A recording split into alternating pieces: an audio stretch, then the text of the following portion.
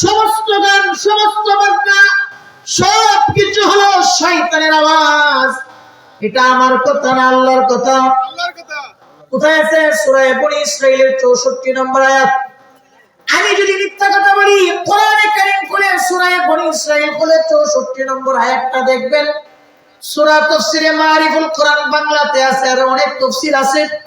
সমস্ত তাফসীরের কিতাবের ভিতরে সূরা বনী ইসরাঈল 64 নম্বর আয়াতটা খুলে তার শানে নুজুল দেখবেন, তার তরজমা দেখবেন, তার ব্যাখ্যা দেখবেন। আমার কথা মানার দরকার নাই। যদি কোন একজন মানুষ মুসলমান হয়, সেই তো কোরআনে কারীমে বিশ্বাসী হয়।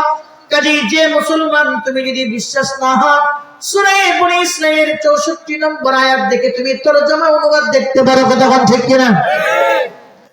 তাহলে এবার গান কাকে বলে? আমি বলেছিলাম না আজকে আমার আলোচ্য বিষয়ে গান কারে কর। কত দেখি গান কাকে বলে? শয়তানের আওয়াজকে গান কর। শয়তানের আওয়াজ যা, গানটা গান যা, শয়তানের আওয়াজ হলো তা। কথা ঠিক কিনা? গান মানে প্রেমের গান, আউলা গান, বাউলা গান, জারি গান, পালা গান, মুর্শিদি গান, কেওয়ালি গান, গান গা, বাবার নামে গান গা, দরবারের নামে গান গা, পীরের নামে গান গা, সবগুলো হইল শয়তানের চেলাচামুন্ডা। কথা ঠিক কিনা? কোন গান জায়েজ নাই, সমস্ত গান হলো হারাম, সমস্ত বাদ্যযন্ত্র হলো হারাম, এই সব কিছু হলো শয়তানের আওয়াজ। কথা ঠিক কিনা? তাহলে গান কারে কর? গান কারে কর? যদি কেউ বলে গান হইলো সুর দিয়া গাওয়ার নাম হইলো গান, মন নরম করার উপায় হলো গান, না না না, গান হলো শয়তানের আওয়াজ। আবার বলেন গান কারে কর? শয়তানের আওয়াজ হলো গান। তাহলে গান কারে কর বুঝতে পারলেন? এবার আসেন, এই গানগুলো কেন শয়তান এই গান আবিষ্কার করলো কেন? সে তখনই বলেছিল যে আল্লাহ, বনি আদমকে আমি তোমার পথ থেকে দূরে সরাতে চাই, জান্নাতের পথ থেকে জাহান্নামের পথে আনতে চাই, হিদায়াতের পথ থেকে গুমরাহির পথে আনতে চাই, আমি আমার দলের লোকগুলো বাড়াইতে চাই। এই জন্য তুমি গান নামক আওয়াজ আমার কণ্ঠের মধ্যে শক্তি দাও। কাজেই গান হলো এই জন্য মানুষকে যেন গুমরাহ করা যায়, মানুষকে যেন জান্নাতের পথ থেকে জাহান্নামের পথে আনা যায়, মানুষকে যেন আল্লাহর পথ থেকে শয়তানের পথে আনা যায়। এই জন্যই মূলত শয়তান ইবলিসটা আল্লাহর কাছ থেকে বিশেষ একটা ক্ষমতা, শক্তি, গান নামক এই শক্তি সে চেয়েছিল। কথা ঠিক কিনা? এবার গানের দ্বারা মানুষ আল্লাহর দিকে যায় না আল্লাহর থেকে দূরে সরে? সবাই কয় না? গানের মাধ্যমে মানুষ জান্নাতের দিকে যায় না জাহান্নামের দিকে? গানের মাধ্যমে মানুষ হিদায়াতের পথে চলে না গুমরাহির পথে? এই কথাতে কেউ দ্বিমত আছে? এবার যদি কোন পীর বাবা কয় কাওয়ালি গান গাই, মুর্শিদি গান গাই, হুজুর আপনার আওয়াজ কইরা মানুষের মন নরম করে ওয়াজের মাধ্যমে, আমরাও মানুষের মন নরম করি গানের মাধ্যমে, কি যুক্তি দিছে? তো মানুষের মন নরম করাই তো হইল কথা। আপনারা করেন ওয়াজের মাধ্যমে, আমি করি গানের মাধ্যমে, নরম করাই তো কথা। কথা ঠিক কিনা? এই যুক্তি দেয় ওই লাল জটলা ওলা যে দিয়েছে না, লাল হাফ প্যান্ট মিন দেয় দরবার মুরব্বী লাইন না দিল দণ্ডিত না। হ্যাঁ, আচ্ছা আচ্ছা, মহতারাম সম্মানিত হাজির, তাদের ব্যাপারে আমরা বলি চিরা আসেনি, চিরা চিরা আছে, ছিলেন না? চিরা মানুষ খায় না? আচ্ছা, যে মানুষটা বুড়া মানুষ চিরা শক্ত খায় না, নরম করে খায়। নরম করে কি দিয়া? টিউবওয়েলের সাদা পানির দ্বারা, কিনা পানির দ্বারা। আরে চিরা যে মানুষটা খায়, নরম করে খাওয়াই তো উদ্দেশ্য। তাহলে আজকের থেকে তুমি টিউবওয়েলের পানির দ্বারা নরম করবা না। তোমার গোয়াল ঘরের মধ্যে যে বলদ আছে, গায়ে আছে, ওই গায়ের যে সেনা আছে, ওই সেনা দিয়া তুমি চিরা নরম কইরা করে খাইবা। কথা ঠিক কিনা? নরম করাই যেহেতু উদ্দেশ্য, হালাল হারাম দেখতে না, সুতরাং পানির দ্বারা না, তুমি আজকের থেকে চিরা নরম করবো বলদের সেনা দিয়া। কথা ঠিক কিনা?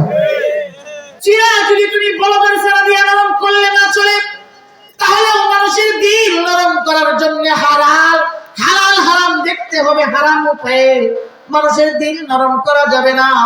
আরে মানুষের দিল তো আরো বেশি নরম হবে যে যুবক চায় একটা সুন্দরী রমণী, তোর বোন, তোর মা, তোর তোর বোন, তোর বউয়ের আইনে দে যুবক রে। যুবক যদি কিছু সময়ের জন্য তোমার বউ, তোমার মেয়ে, তোমার কন্যা, তোমার স্ত্রীকে পা, একান্তে যদি পা, তাহলে যুবকের মনটা বড় বড় লাগবে। কথা বল ঠিক কিনা? এ শয়তানের ঘরে শয়তান।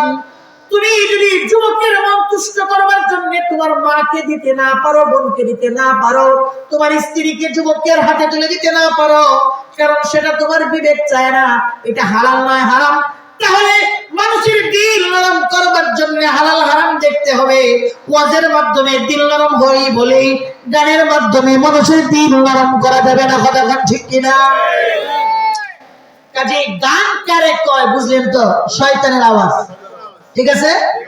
এই গান শয়তান কেন আবিষ্কার করলো? মানুষকে জান্নাত থেকে জাহান্নামের পথে নেওয়ার জন্য, আল্লাহ থেকে দূরে সরাবার জন্য, হিদায়াত থেকে গুমরাহির পথে আনার জন্য। কতক্ষণ ঠিক কিনা? গানের আবিষ্কারক কে? আল্লাহ। কে? কে? শয়তান। গানের আবিষ্কারক কে? একজন গীতিকার, একজন কণ্ঠশিল্পী, একজন গীতিকার, আরেকজন সুরকার, একজন কণ্ঠ দিয়েছে। গানের সমস্ত গানের গীতিকার, সমস্ত গানের সুরকার, সমস্ত গানের রূপকার, এইটা হলো এক নম্বরের বিচ্ছা শয়তান। কতক্ষণ ঠিক কিনা? তাহলে গান কারে কয়? শয়তানের আওয়াজ। গানের চিন্তক, গানের রূপকার, গানের সুরকার, গানের আবিষ্কারক হলো কে? শয়তান। গান কেন? মানুষকে কোরআন থেকে দূরে সরাবার জন্য, আল্লাহ থেকে দূরে সরাবার জন্য হলো গান। কতক্ষণ ঠিক কিনা?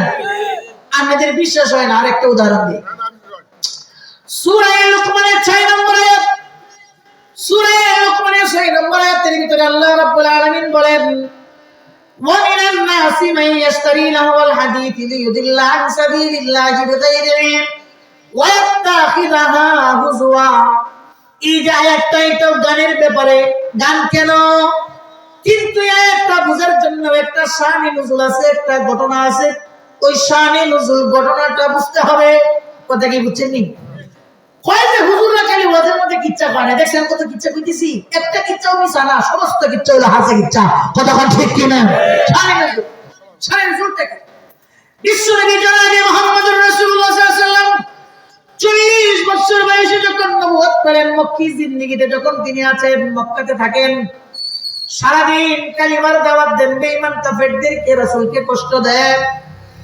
যখন রাসূল করিম সাল্লাল্লাহু আলাইহি ওয়াসাল্লাম কালিমার দাওয়াত দেন, কষ্ট পায়, রাতে রাতে রাসূল করিম সাল্লাল্লাহু আলাইহি ওয়াসাল্লাম একাকী নামাজের মধ্যে দাঁড়ায় যান। সারা রাত রাসূল নামাজ পড়েন, পা মুবারক ফুলে যায়। কোন কোন riwayat-এর ভিতরে আছে বিশ্বনবী এক রাকাতের ভিতরে প্রায় কোরআন কারীম খতম করে ফেলেছেন। সারা রাত নামাজের ভিতরে কাটিয়ে দিয়েছেন। 2 রাকাত নামাজের ভিতরে পুরো কোরআন কারীম তিলাওয়াত করে ফেলেছেন। এত লম্বা কিয়ামুল লাইল বিশ্বনবী জনাবে মুহাম্মদুর রাসূলুল্লাহ সাল্লাল্লাহু আলাইহি ওয়াসাল্লাম করতেন। রাসূল যখন খানে কাবার পাশে দাঁড়ায় রাতে রাতে গোটা রাত বিবি যখন রাসূল কোরআনে কারীমের তিলাওয়াত করতেন, আপনারা ইসহাক বিন নূর কাতারের তিলাওয়াত শুনবেন কত মধুর। আর ইসহাক বিন নূর কাতারের তিলাওয়াত যদি এত সুন্দর হয়, তাহলে যার উপরে আল্লাহ কোরআন নাযিল করেছেন বিশ্বনবী জনাবে মুহাম্মদুর রাসূলুল্লাহ সাল্লাল্লাহু আলাইহি ওয়াসাল্লাম, সেই নবীর জবান মুবারক দ্বারা কোরআনে কারীমের তিলাওয়াত করলে সেই তিলাওয়াত না জানি কত সুন্দর। কথা ঠিক কিনা? রাসূলের তিলাওয়াত শোনার জন্য মক্কার বেঈমান কাফের মুশরিকরা পলায়া পলায়া চুরি করে করে এক একজন আসতো। সে চিন্তা করতো আমি একাই রাসূলের তিলাওয়াত শুনবো, আর যেন কেউ না শুনে, আমাকে যেন কেউ না দেখে। এইভাবে একজন, দুইজন, তিনজন করে রাসূলের তিলাওয়াত শোনার জন্য মক্কার মুশরিকরা আসতো। এসে দেখতো যে তার মতন আরো 10 জন এখানে আছে। সে বলে যে আমি ভাবছি আমি একাই, এখন দেখি তোমরাও এখানে আসো, ঠিক আছে সাবধান, কাউকে বলার দরকার নাই, আমি তুমি আমরা সবাই মিলে প্রতিদিন বিশ্বনবীর কণ্ঠের তিলাওয়াত আমরা শুনবো। এইভাবে একজন করে, একজনের পর একজন করে যখন বিশ্বনবীর তিলাওয়াত শোনার জন্য মানুষের সমাগম হতে লাগলো, বিশাল একটা আকার ধারণ করলো। মক্কার মুশরিকদের বিশাল একটা বৃহৎ জামাত হয়ে গেল। তারা প্রতিদিন বিশ্বনবীর তিলাওয়াতের কোরআনে কারীমের তিলাওয়াত শোনার জন্য রাসূলের পিছনে গিয়ে লুকায় লুকায় চুরি করে দাঁড়িয়ে থাকে। কথা কি বুঝতেছেন? এইটা যখন তৎকালীন সময়ের মক্কার সরদার যে ছিল নজর ইবনে হারিস, এই নজর ইবনে হারিস যখন দেখতে পেল মক্কার সাধারণ মুশরিকরা বিশ্বনবীর কাছে গিয়া বীর জমায়েত তেলাওয়াত শোনার জন্য, নজর ইবনে হারিস চিন্তা করলো এইভাবে যদি দিন চলতে থাকে তাহলে বেশি দিন যাবে না, অল্প কিছু দিনের ভিতরেই সমস্ত মক্কার মুশরিকগুলো বিশ্বনবীর প্রেমিক হয়ে যাবে, কোরআনের প্রতি আশিক হয়ে যাবে। এটা সে চিন্তা করলো। এখন কি করা যায়? তখন নজর ইবনে হারিস চিন্তা করলো বর্তমান সময়ে বাংলাদেশি গান নায়িকা গায়িকারা মানুষ বেশি পছন্দ করে না। বলবেন যে হুজুর আপনি কেমনে জানেন? আমি যেমনি জানি। কথা কি বুঝেননি? আরে ডাইনেও আপনি ডানে বামে সামনে পিছনে নিচে উপরে কোন দিকে তাকাবেন? সব দিকেই তো গুনাহের সয়লাব। কতক্ষণ ঠিক না? জানা হয়ে যা, জানতে হয় না। কথা কি বুঝতেছেন? আপনাদের মতন যুবক কত বুড়া ফুরা কত মানুষ আমাদেরকে এসে কত রিপোর্ট দেয়, দুনিয়ার কত খবর আমাদের কাছে আছে, আপনারা কল্পনা করতে পারতেন। আমার বাড়ি ঘরের বিবি বাচ্চার খবর আমাদের কাছে আছে। বেড়াতের পায় না বই আয়সা হুজুরের কাছে পরামর্শ চা, বলে টের পায় না জামাই এসে হুজুরের কাছে পরামর্শ চা, জীবন কেমনে চালাবো। কতক্ষণ ঠিক না? আমাদের জানতে হয় না, জানা হয়ে যায়। কাজে প্রশ্ন করার দরকার নাই।